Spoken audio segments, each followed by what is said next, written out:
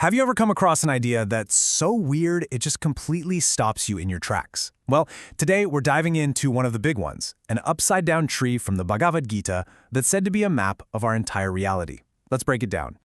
So let's just jump right in.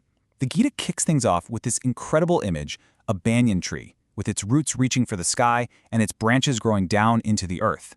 And you have to understand, this isn't just some poetic image. This is meant to be a literal map of our material world. Okay, so if this tree is a map of reality, what do all the different parts actually mean? Let's zoom in and really look at the details. So this tree is called Ashwatha. And the best way to think about it is that our world isn't the real thing, you know? It's more like a reflection in a lake, a temporary upside-down image of a true spiritual reality. And that's exactly why the roots, its source, are pointing upwards toward that permanent, real place. You see, every single part of this tree has a very specific meaning. Those upward roots, that's our connection to the divine source.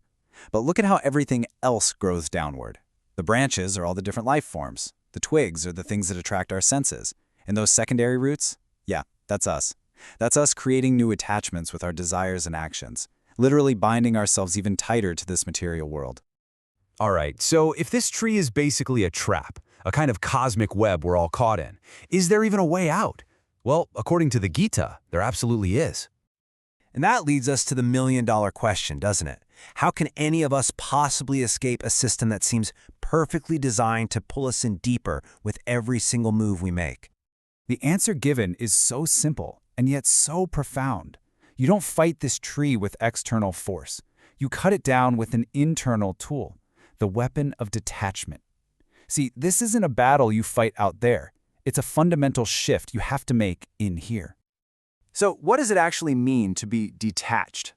It means freeing yourself from illusion, getting off that constant seesaw of happiness and distress, and stopping the chase for things that are just temporary anyway. Really, it's about achieving this state of deep, profound mental clarity. And check this out. This quote paints such a vivid picture of the destination. Once you actually cut yourself free from this tree, the goal isn't some empty void. No, it's an eternal, self-luminous reality, a place so complete it doesn't even need a sun or a moon. And the crucial part is, once you get there, you never have to come back. Okay, so we have the map of the world, and we have the way out. Now the focus kind of zooms in, shifting from the big picture to the individual traveler on this journey, the soul.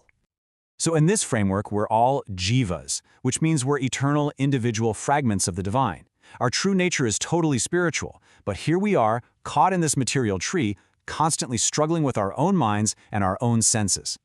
And here we get this absolutely beautiful analogy for reincarnation. The idea is that when the soul leaves a body, it carries its consciousness, its desires, its whole mindset into the next one. It's a transfer that's as subtle and as invisible as the air carrying a scent across a field. But this whole journey of the soul is subtle. Not everyone can perceive it. A really clear distinction is made here. Some people are deluded. They only see the physical body. They can't see the soul arriving or staying or leaving. But those who have developed what's called the eyes of knowledge, they can perceive this entire intricate process. So this raises a huge question. Who or what is the source of all of this, both the material tree and the spiritual world? Now, the speaker in the Gita, Krishna, starts to reveal his own identity as that very source. He begins by revealing his presence in everything, from the cosmic all the way down to the microscopic. The splendor of the sun that illuminates our entire world, he says, that comes from him. The light of the moon, which nourishes all the plant life on Earth, well, that's him too. The very energy, the very fabric of the cosmos that holds all the planets in their orbits, that is his energy. And then he brings it right down into our own bodies. He is the fire of digestion that allows us to eat and to live. So the really crucial point here is that this source isn't some distant external force. No, it's described as the supersoul, present in everyone's heart. And from this inner controller comes everything that makes up our consciousness, memory, knowledge, and even forgetfulness. He is the goal, the writer, and the ultimate knower of all the sacred texts.